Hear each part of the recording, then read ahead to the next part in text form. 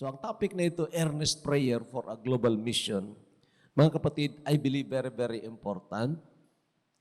Kung nakarinig na kayo ng maraming mga preaching, maraming mga patutuo, nakabasa kayo ng mga testimonies ng mga na-converts na mga tao, mga naligtas, then mag-agree kayo na talagang nangyari ang bagay niyon dahil may nanalangin. There was earnest prayer being rendered, kaya nangyari po ang bagay na yon. I believe in earnest prayer for conversion. Kahit na ang Panginoong Jesucristo, kung titingnan po ninyo sa pag-aral nyo ng salita ng Panginoon, nang dalhin niya yung mga apostles niya at makita nila ang maraming mga tao na lumalapit sa Panginoon na gustong pagalingin sila ng Panginoon, ang tingin ng Panginoon sa kanila ay parang mga tupang ligaw. They are lost sheep. At pagod na, walang pastor na nag-aakay sa kanila. And then, sinabihan niya ang kanyang mga apostol, "The harvest truly is plenteous, but the laborers are few." Then, nag-challenge siya sa kanyang mga apostol, "Pray therefore the Lord of the harvest that He will send forth laborers into His harvest." Makita po ninyo na ang Panginoon, ang challenge sa kanila ay mag-pray na may ipadala ang Panginoon. At sila mismo ang nag-pray, sila ang pinadala ng Panginoon. And then, nang malapit nang umakyat sa langit ang Panginoon, tinipon sila doon sa Mount of Olives. Tapos na ang training nila, on-the-job training nila.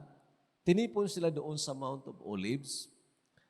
At doon sinabihan sila ng Panginoon, "Maghintay kayo sa Jerusalem hanggang dumating ang kapangyarihan mula sa langit, yung pagpuspos sa kanila ng Banal na Espiritu. At magiging kayong saksi sa Jerusalem, sa Judea, sa Samaria, at sa lahat ng dako ng mundo." And you know, waiting, ang sabi ng Panginoon, paghihintay doon, naintindihan ito ng mga apostles. That's why they stayed, nag-stay sila doon sa upper room, and they prayed and prayed and prayed until dumating ang kapuspusan ng Banal na Espiritu. And so, noon, after that, nakita natin ang pagtrabaho. Na kung saan nakalaganap nga ang salita ng Diyos, hindi lang sa Jerusalem, kundi maging sa Samaria, sa Judea and Samaria, at hanggang kumalat na, hanggang nakarating sa atin. It is because of earnest prayer. Mga kapatid ko, mga kaibigan, ito pong pag-usapan natin ngayon. We start reading sa Psalm 67, 1 and 2. Tingnan po ninyo. "God, be merciful to us and bless us, and cause His face to shine upon us, Selah, that your way may be known on earth, your salvation among all nations. Let the peoples praise you, O God. Let all the peoples praise you. Oh, let the nations be glad and sing for joy." Yang salitang "oh," that is an expression of an earnest heart. Okay? "Oh, let the nations be glad and sing for joy. For you shall judge the people righteously and govern the nations on earth, Selah. Let the peoples praise you, O God. Let all the peoples praise you. Then the earth shall yield her increase. God, our own God, shall bless us. God shall bless us, and all the ends of the earth shall fear Him." Mga kapatid, may tatlong bagay tayong pag-usapan. Unahin natin itong prayer request ng mga taong ito. Ang prayer request po nila. Sinamarize natin para madaling maintindihan. Una ay parang personal or national. Yan ang salitang "us." Okay? And then, what they're praying for? They're praying for God's mercy. Bakit? Sila po ay katulad din natin, makasalanan. Sila rin ay nangangailangan ng habag ng Diyos. Okay? And then, They were praying for God's blessings. Biyaya ng Panginoon. Oo nga, katulad natin, nangangailangan ng pagpapala ng Panginoon. Spiritual, material, physical, kailangan natin yon, di ba? At tama na mga prayer requests ang ganon. Meaning, we are, by the grace of the Lord, commanded to pray for those things. And then, for God's majestic presence. I-explain ko ito, ang majestic presence. Dito po, sa Psalm 67, makita natin yan. Okay? It's approval and inspiration. I'll explain it maya-maya. So Psalm 67, tingnan po niyo verses 1 and 2. God be merciful to us. The nation Israel is praying for God's mercy. Okay? So, everyone, personal, nakakilala sa kanilang sarili na makasalanan.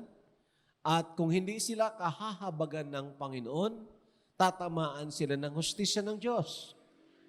At kung tamaan sila ng hustisya ng Diyos, saan sila pupulutin?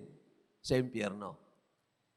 At alam ko na alam ninyo ang dinaanan ng mga Israelita, ang nasyon ng Israel, na maraming beses na nagpasaway sa Panginoon, maraming beses na sumalansang sila sa kautusan ng Panginoon, tinalikuran nila ang Panginoon ng maraming beses at nagsamba sa mga Diyos-Diyusan.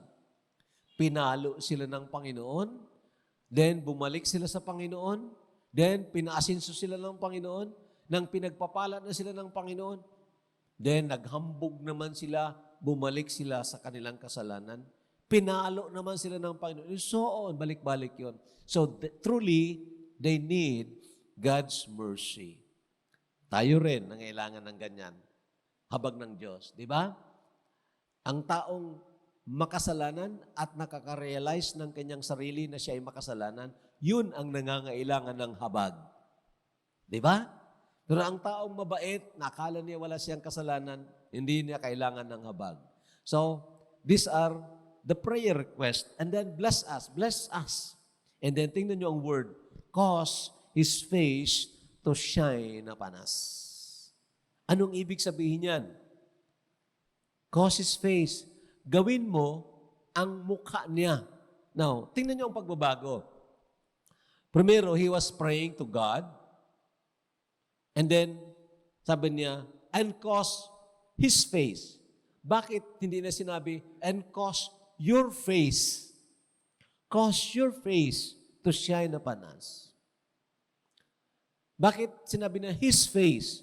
And you know, kung pag-aralan niyo yan, it's about the Lord Jesus Christ. Na siya ang exact representation of who God is. Ang Panginoong Jesucristo, the second person of the triune God. Cause His face to shine upon us. And I believe it is, first of all, ang magnificent presence ng Panginoon na kailangang ma-realisar yan sa buhay natin. Many times, na-preach na natin ito, pero balikan ko lang po. Ang Panginoon o ang Diyos nag-reveal ng kanyang sarili in two major things. The first one is creation. Masdan mo ang creation ng Panginoon, ang design, ang colors, different colors, ang beauty ng creation na yon ay nagtuturo po sa atin na may mas maganda pa sa mga nilikha, ang lumikha. The design is pointing us to the designer, right? Merong nag-design ng lahat ng bagay na nakikita natin dito. Mula sa maliliit na mga bagay hanggang sa mga malalaking mga bagay, makita nyo dyan, hindi aksidente nangyari yan. Everything was done with a purposeful design. Okay? And who designed it? The God of the Bible. And that's why humahanga tayo. Ang problema, dahil mas naaakit tayo doon sa mga nilikha kaysa lumikha. And that is the sin of idolatry. Okay? mas hinangaan natin ang drawing kaysa nag-drawing. Mas hinangaan natin ang magagandang tanawin kaysa Diyos na nagbigay o lumikha ng mga tanawing yaon. Very dangerous po yun. Okay? Loving the gifts more than the giver is very dangerous. Ngayon, God, in His own love, na makilala natin siya in a personal way, pinadala niya ang kanyang bugtong na anak, ang Panginoong Jesucristo.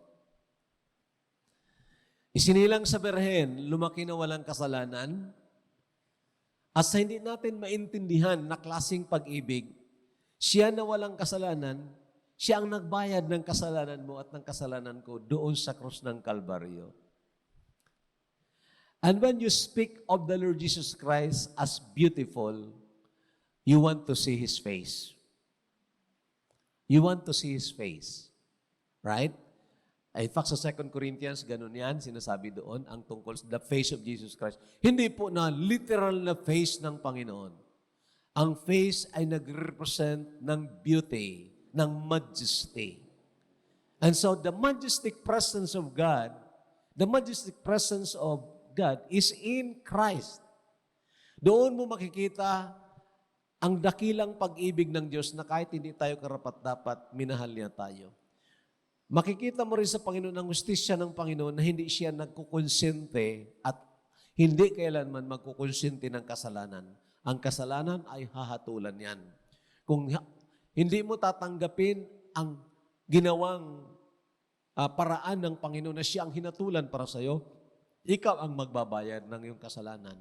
So sa madaling istorya, kung tingnan mo ang ugali ng Panginoon, hahanga ka talaga sa Kanya. You would see the beauty of His presence. Majestic presence. And this one will inspire us. Meaning, sa gagawin natin isang bagay na alam natin may eternal na value, may eternal na pagpapahalaga. Sa gagawin natin yon, isa lang po ang inspirasyon na makakatagal po tayo doon. The inspiration of the presence of God. The majestic presence of God. Na umibig sa atin at natutunan din nating ibigin. So, I would define I will give meaning dyan sa cause His face to shine upon us is His majestic presence or His approval and inspiration natin ang Panginoon. Okay? Ang pangalawang pre-request dito, makita nyo, relational. Tingnan nyo, relational. Hindi na para sa kanila, kundi para sa iba. Okay? So, matuto tayo ng ganyan. God's way of salvation be among all nations. Sabi na sa verse 2. Okay? Sabi diyan, that your way may be known on earth, your salvation among all nations. So, konektado ang dalawa. Lord, kahabagan mo kami. Lord, pagpalain mo kami. Lord, i-approve mo itong gagawin namin. Inspire mo kami, Panginoon, upang, tingnan niyo ang word na that is the purpose, upang ang daan mo may be known on earth, malaman. At dinefine yun, ang daan mo patungkol sa kaligtasan. In essence, mga kapatid, nananalangin sila na ang mga ibang mga bansa ay dapat makakilala rin sa Diyos na tagapagligtas. Ang ibang mga bansa ay kailangang maabot din ng way of salvation, the gospel of salvation. And you know, that is intercessional prayer. Relational prayer. At sabi ko sa inyo, nangyayari ang conversion dahil mayroong nag-pray sa atin. There was that earnest prayer for mission, for others to be reached by the Word of God. There was that earnest prayer. So, ito ang prayer nila, for the nations to be joyful worshipers. Tingnan nyo. They were praying sa mga bansa na maging masaya na mga tagasamba sa tunay at buhay na Diyos. Bakit? They are enjoying this God. Na-enjoy nila ang Diyos na ito. Every time na makarinig sila ng salita ng Panginoon, wow, natutuwa sila. Maalaala nila ang ginawa ng Panginoon ng pagliligtas, pagpatawad sa kanila. Maalala nila ang katapatan ng Panginoon sa kanilang buhay. Then, nagsasamba sila, naggagalak sila, Lord, sana ang ibang mga tao na hindi pa nakakilala sa iyo, makilala ka rin nila para sambahin ka nila, para itong kagalakan namin ay maging kagalakan din nila. Nakita niyo ang picture? Ito po ang relational prayer. Tingnan natin ang Psalms 67, 3 and 5. Ulit, sabi dito, let the peoples praise you. Alam niyo kung ilang beses yan inulit-ulit yan? 3, 4 beses yan. Let all the peoples praise you. Pagdating mo sa dulo na parte, let the peoples praise you. Let all the people praise you. Grabe. Of course, this is a song, parang refrain yan. Pero ang sinasabi dito, mga kapatid ko, ay nananalangin sila na itong mga taong ito ay maging tunay din na mga mananamba sa Diyos. Dahil ang sinasamba nila mga Diyos-Diyusan, sinasamba nila ang hindi naman tunay at buhay na Diyos, ang mga nililok nilang mga kahoy, mga ribolto, ang sinasamba nila, itong mga pagano. So the nation Israel, doon sa kanilang time ng revival, they were praying for this nation, na sila rin ay maabot ng Ebanghelyo o ng patotoo, the way of salvation, at sila ay mga ligtas. And then tingnan nyo ang verse. Oh, let the nations be glad and sing for joy. Ano kaya ang kalagayan ng mga bansa na hindi nakakilala sa tunay at buhay na Diyos? Halimbawa, dito sa Pilipinas, we are, ilan tayo daw? 110 million people. Ang Kristyanismo dito, tunay na Kristyanismo, lovers of God and lovers of the Bible. Sabi ng 2005 survey noon, 2005 survey, there are only about 2 to 3% na mga tunay na mga Christian sa buong Pilipinas. Ang iba, Kristiyano sa pangalan. Kristiyano sa pangalan. Kasi ang dinala dito ng mga Kastila, hindi naman Kristyanismo. Ang dinala dito ng mga Kastila, Katolisismo. Pinapaniwala ang ating mga ninuno sa Kristo na palaging nakapako. At pag hindi sila sumamba doon, hindi sila magsimba, hinahataw sila ng 24 times. Okay? Kaya ang mga magulang natin noon, napilitan lang sumunod. And later on, nakultura ang kanilang mga kaisipan kasi lahat ng mga barangay, mga towns, mga cities, pinangalanan ng mga pangalan ng santo, santa, santo, santa, santo, santa. Hindi mo nga alam kung sino yan sila. At nagkaroon ng mga celebrations sa mga santo, santa. Basahin nyo ang lumang tipan, katulad ng ginagawa ng mga pagano noon. Pinalitan lang nila ng pangalan. Ang sinasamba nila na Molech, pinalitan lang ng pangalan. Ang sinasamba ng mga taga-Ephesus na Diana, pinalitan ng Mama Mary. Doon po nadayaan ng ating mga magulang. Kaya karamihan sa Pilipino, masakit sabihin, pero totoo yan, karamihan sa Pilipino, Kristiyano sa pangalan. We are the only Christian nation kuno in the Far East. And yet, alam ba ninyo, in 2010, nang mag-survey ang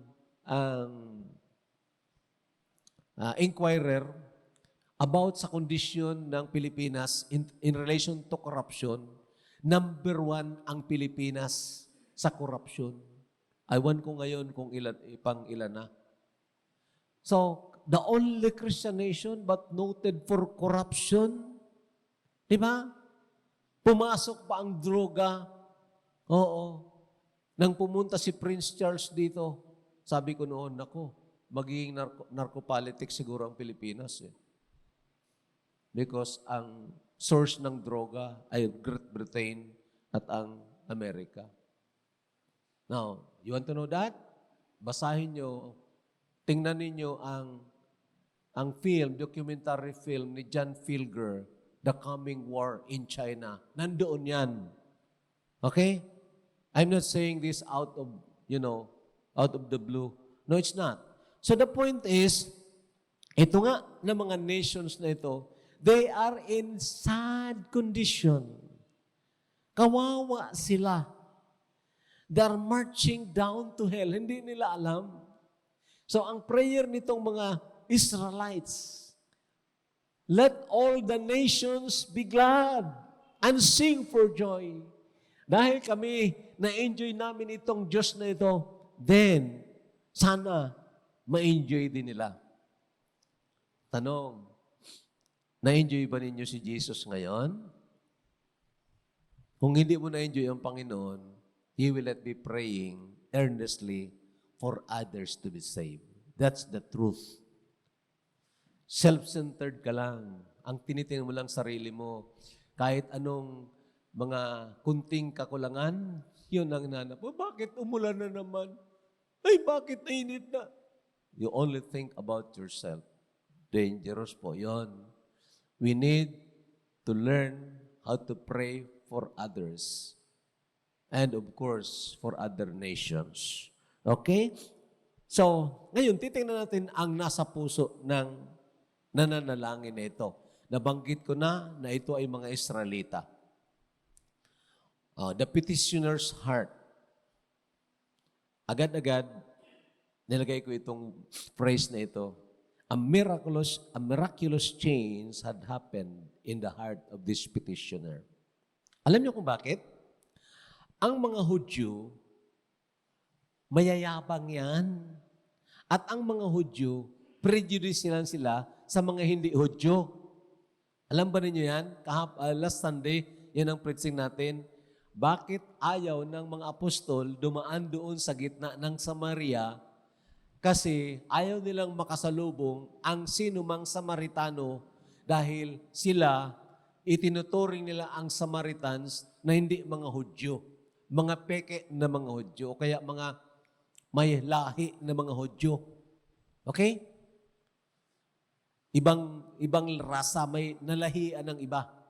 So, lalo na paghintil, pag hindi Hudyo, itong mga Hudyo, ang akala nila sa mga hindi Hudyo ay parang mga aso.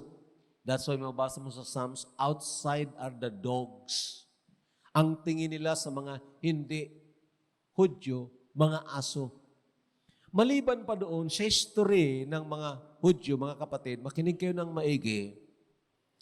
Dahil sa context na ito, makikita natin ang pangyayari o may nangyari sa loob. Bakit? Itong mga Hudyo, maraming beses ito na pinahirapan din ng mga pagano.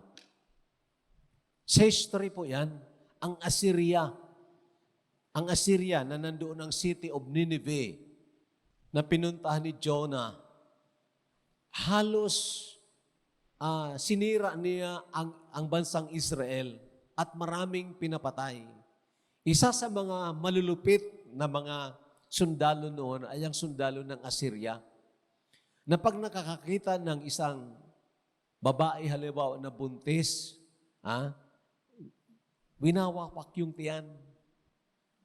At ang bata na maliit na masumpungan nila, hinahawakan sa dalawang paa, tapos inihahampas sa bato hanggang mamatay.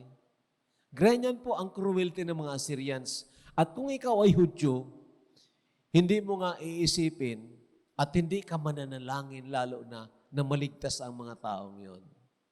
Ang isipin mo at ipapanalangin mo, Panginoon, natunan mo ito, patayin mo ito, mga cruel na mga tao.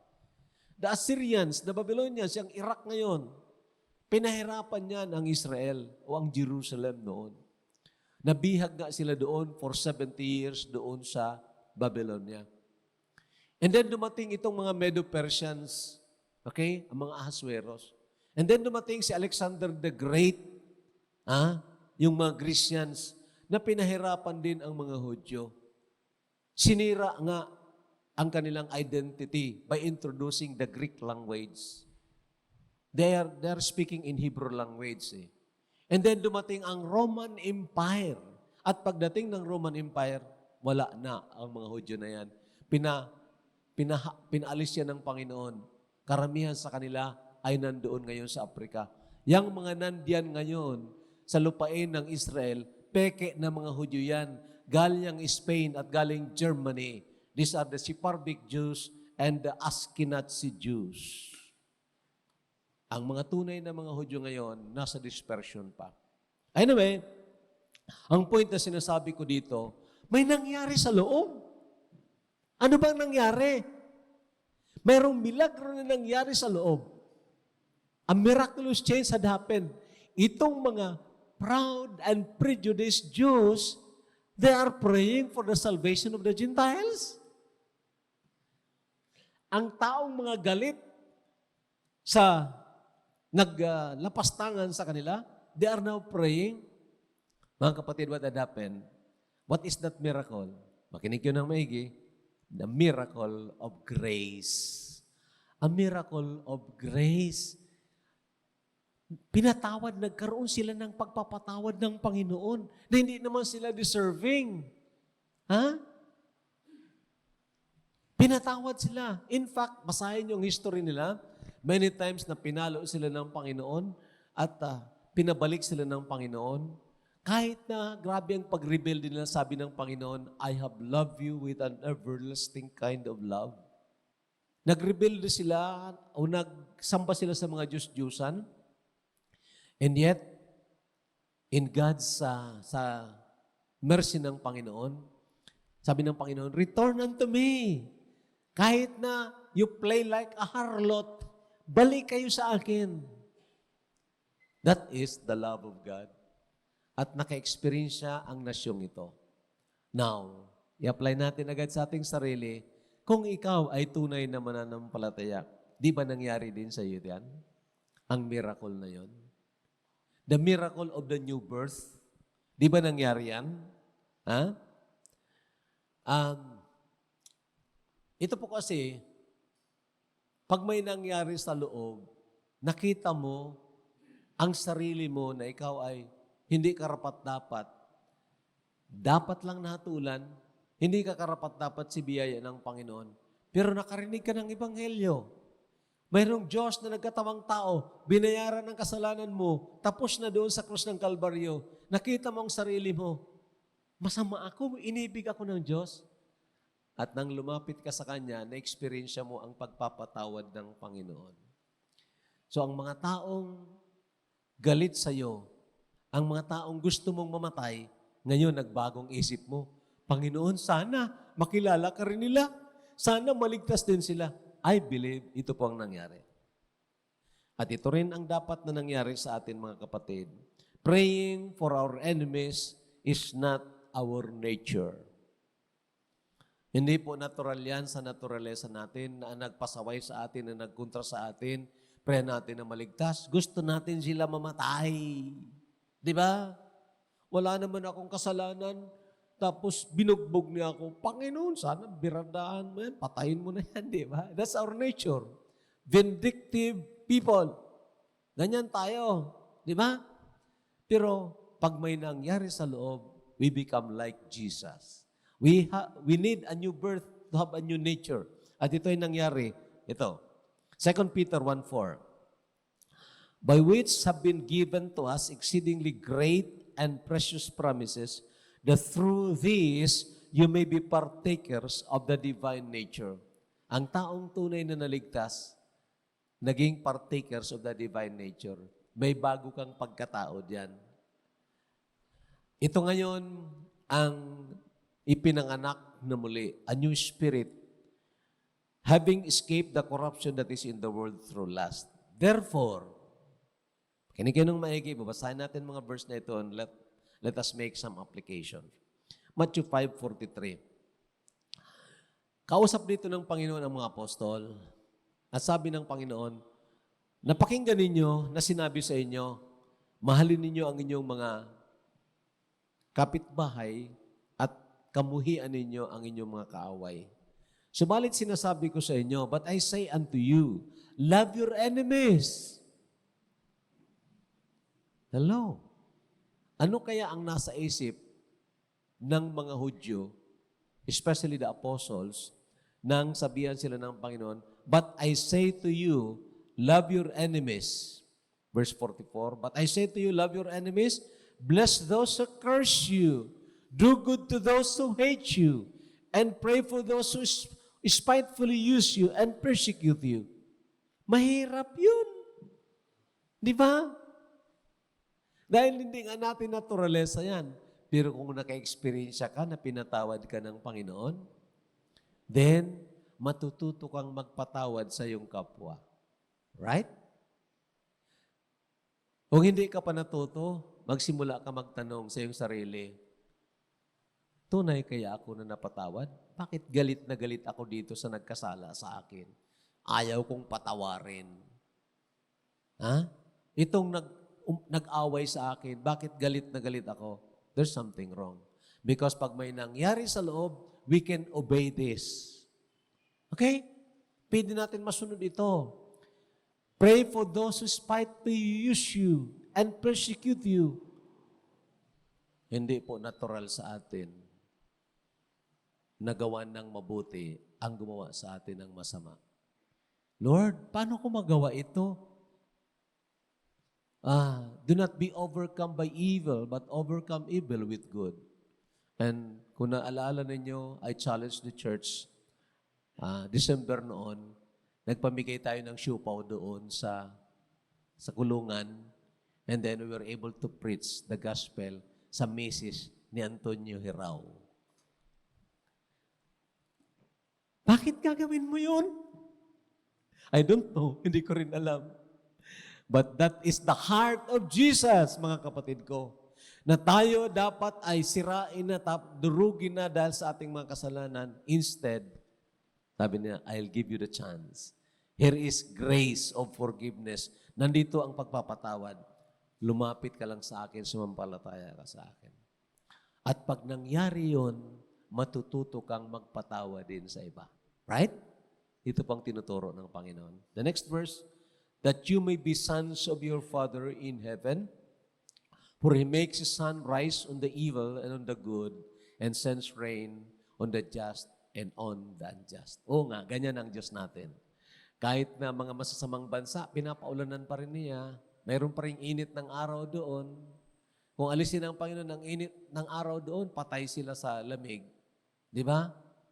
Bagamat paminsan-minsan pinapalo ng Panginoon mga bansa, katulad ng Pilipinas. Pero God is a good God. The ultimate answer to this prayer for global mission. Meaning, hindi pa naman siguro mangyayari talaga that the nations, all the nations will be worshipers of God. But we have to endeavor to reach them. Okay? Maging parte tayo doon. Ang ultimate answer is the coming global worship. Okay? And pangalawa, the literal reign of Christ on earth. I'll explain it through these verses. Let the peoples praise you, O God. Let all the peoples praise you. O let the nations be glad and sing for joy. For you shall judge the people righteously. Alam ba ninyo, darating ang panahon, hahatulan ng Panginoon ang mga bansa. Ang mga bansa na hindi makinig sa salita ng Diyos at lalo pa nilang ipipersecute ang mga taong nagpahayag sa kanilang salita ng Diyos. Ang mga bansa na papanigan nila ang Antikristo kaysa mga tao ng Panginoon, then lilipulin niya ng Panginoon. And it is coming. It is coming in that battle of Armageddon. Okay? Ang mga bansa na kumampi sa bansang Israel, sa tunay na mga Hudyo, papapasukin yan sa millennium. And Christ will govern there and govern the nations on earth. There will be that coming of Christ para maghari sa sanlibutan ito. Ang gagawin niya, ang government, lahat ng gobyerno, lahat ng pamahalaan, sisirain niya ng Panginoon. And He will establish His own government na ang central o ang sentro ng pamumuno ay ang Jerusalem. You can read it in Isaiah chapter 2. And then, ito pang mangyari. Let the peoples praise you, O God. Let all the peoples praise you. Then the earth shall yield her increase. Then, ang ibig sabihin niyan, there will be that prosperity, real prosperity here on earth. Na hindi pa nangyari mula noon at hindi na mangyari after that. Ang ibig sabihin, pag maghari ang Panginoong Jesucristo, then ibabalik ang panahon ng parang panahon ng garden sa Eden. You read it in Isaiah chapter 11, those are the verses. And then lastly, dito tayo magtatapos. After these things, I looked and behold a great multitude which no one could number, of all nations, all tribes, peoples, and tongues, mga iba't ibang dialectic or dialect. Sigurado ako may taga-Bacon duman. Taga-Bacon. May taga-Iriga. Oo, nga dialect. Pasari ka. Oo, sa Bacon, sain ka maduman. Tigli sa tuya Sorsogon, 10 kilometers away lang, diin ka makadto. Oo, diin ka makadto. Sa Bisaya, asa ka pa ingon. Diba? Ang ibig sabihin, mga kapatid, there would be people there of different languages, different dialects, standing before the throne and before the Lamb, clothed with white robes, with palm branches in their hands. What are they doing there? They are worshiping God. Nagsasamba sila. You try to imagine, lahat ng mga bansa may representante yan doon. Mayroon kaya doong mga taga Sri Lanka? Yes. Mayroon na ba Christian sa Sri Lanka ngayon? Baka mayroon. Mayroon na kaya doon ng mga Ita? Mayroon kaya doong mga Ita? Mayroon kaya doon ng mga Manyan? Mayroon kaya doon ng mga tribo na hindi pa naabot? Yes, mayroon dyan dahil aabutin niya ng Ebanghelyo ng Panginoon. I want to be one of those na gamitin ng Panginoon. Mayroon ba doon mga Muslim na naging mga tunay na mga Kristiyano? Yes, there will be. Pero paano sila mapunta doon if we will not pray for them na abutan sila ng Ebanghelyo? Kita niyo? This is the plan of God. Sigurado yan mangyayari. Nasa plano ng Panginoon.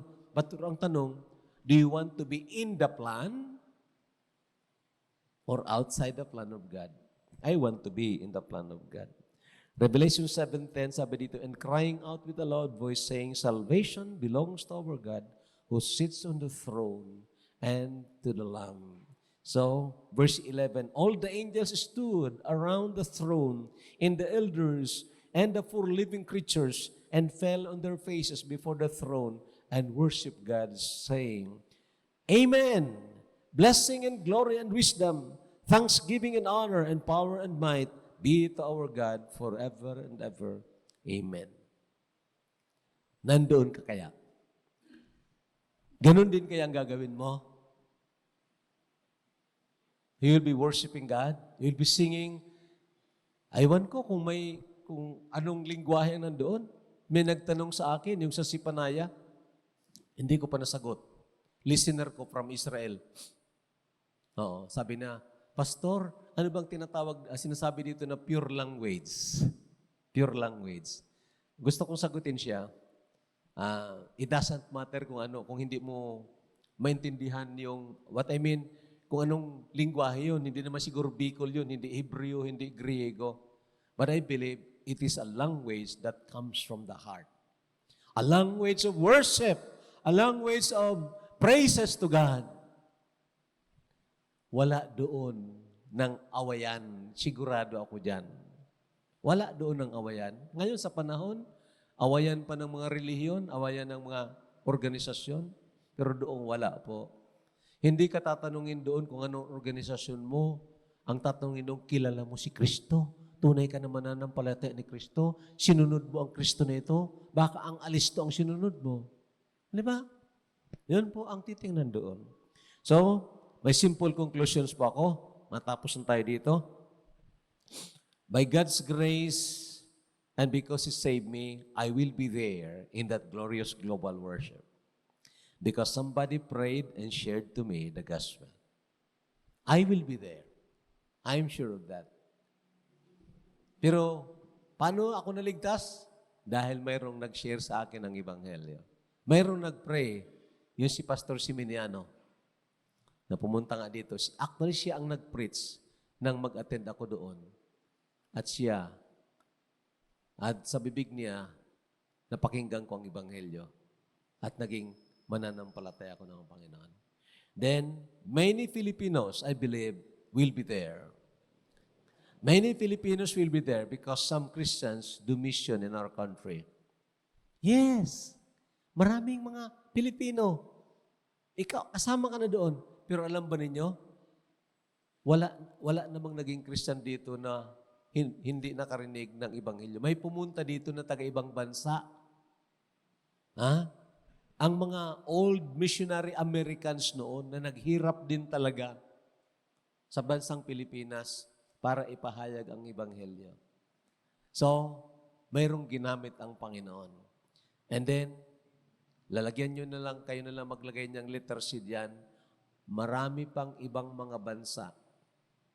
Halimbawa, may mga taga Papua New Guinea doon. Dahil I'll be praying for Papua New Guinea na may makarating ang Ebanghelyo doon at maligtas din sila. Mayroong mga tribo doon ng Manyan. Mayroong tribo doon ng kung ano pang klaseng tribo. Dahil I'll be praying for those tribes.